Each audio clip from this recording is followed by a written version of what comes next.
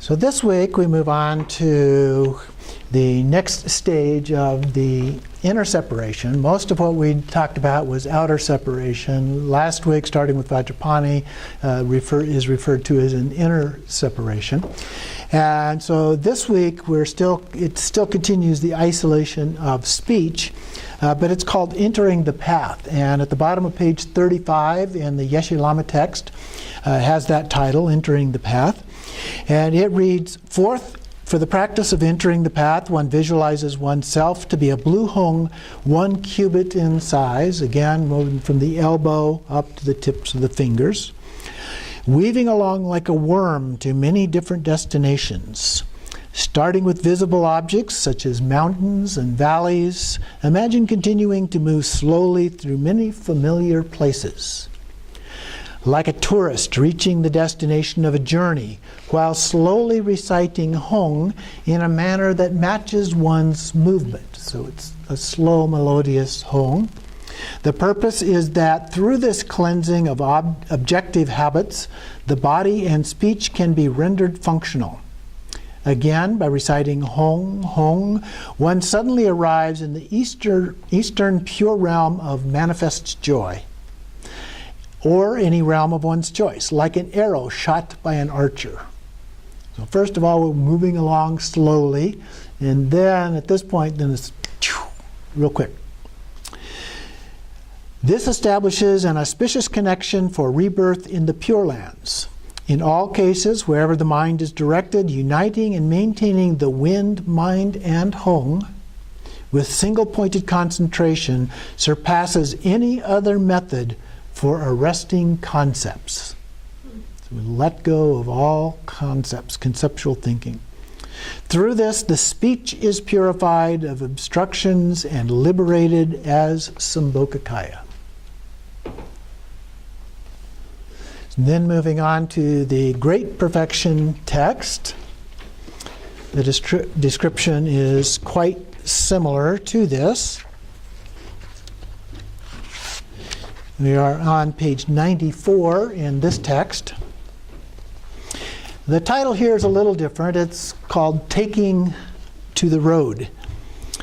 So it talks about sitting in the correct posture and unifying the body, energies, and mind, and then transforming them into a blue Hong syllable, approximately a cubit in height, and then melodiously chanting Hong in a drawn-out manner, moving forward like, here it says, a malevolent spirit.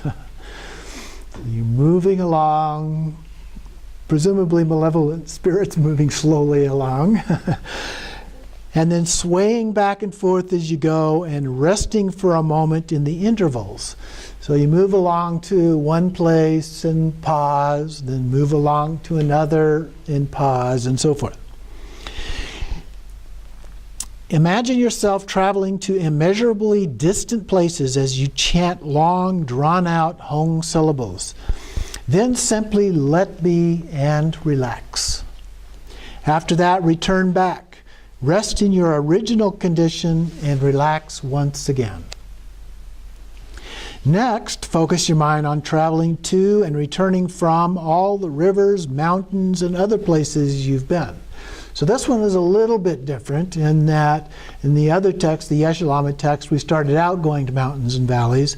In this text, it starts out by going to places that you're familiar with, which of course could be mountains and valleys, but other places as well.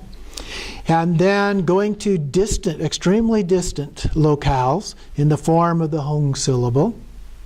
And then setting off by yourself, going to places with meandering rivers, forests, crowded with trees and boulders, bathing pools at the sides of rivers, meadows, thickets, areas filled with various flowers and other such things, and places where different types of birds and animals live.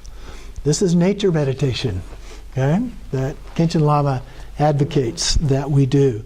So just getting out and imagining it, this isn't actually doing it necessarily, but imagining going to those kinds of places. So the more that you've done that in reality, so to speak, then it's easier to imagine doing that as well. And then at times relax in places with the rivers, flowers, and so on, focusing on the visualization and singing Hong in the melodious, drawn-out fashion. So with this one, as we're at these places, we go ahead and do the long Hong and so forth. And then by practicing in this manner, it says that a heartfelt feeling of weariness with samsara will arise. From deep within, a non-conceptual concentration on reality itself will take birth in your mind stream. The mind will experience a deep sense of well-being. This in turn will enable awareness to reach its full expression. So both texts are very similar, a few differences in terms of the practice and a few differences in the way the result is described, but essentially the same thing in terms of what it is that we're trying to accomplish with the practice. And then there's another paragraph that's kind of the concluding paragraph for this section of practices. And it says that by practicing the verbal preliminaries in this way, that's mostly what we've been doing. We started with one in part one of Khorde Rushen, but most of what we've been doing in part two have been related to the speech, isolation of speech. So that's the verbal preliminaries. In this way serves two functions, one ordinary and one supreme. And so the ordinary functions are to reverse intense clinging and eliminate obstacles to speech. It also functions to purify all forms of verbal negativity. Okay? So we speak with warm and friendly kinds of tones and language and so forth. And the supreme functions are to keep one from becoming verbally involved in samsara. That's one. The second one, to liberate speech into the Sambhogakaya. And third, to become indivisible with enlightened speech of all the Buddhas. Okay, so those three are all related to the ultimate nature of things and achieving that Vajra speech of the Buddhas. So we let go of being involved in samsara, which basically means letting go of talking, if you will. And the second one then is liberating that into the Sambhogakaya form. And then the third one is becoming indivisible with enlightened speech, or Vajra speech, sometimes referred to. So the next one that we will be going into next week will be related to mind. So we've done some practices related to body, and now we've concluded, or are in the process of concluding, the ones related to speech. And then there is one finally related to mind. Here's the actual practice in the handout for this week. And of course, if you prefer one in the text, feel free to go ahead and use one of those other ones. But here, as I mentioned, we're continuing with the isolation of speech. This is the last of those. And then entering the path. So visualize your body as a blazing white Hong above the ground. So this is a little different because of the color, a white Hong. Above the ground, moving in one direction, then another, gradually moving through all 6 realms. So that's a little bit different as well.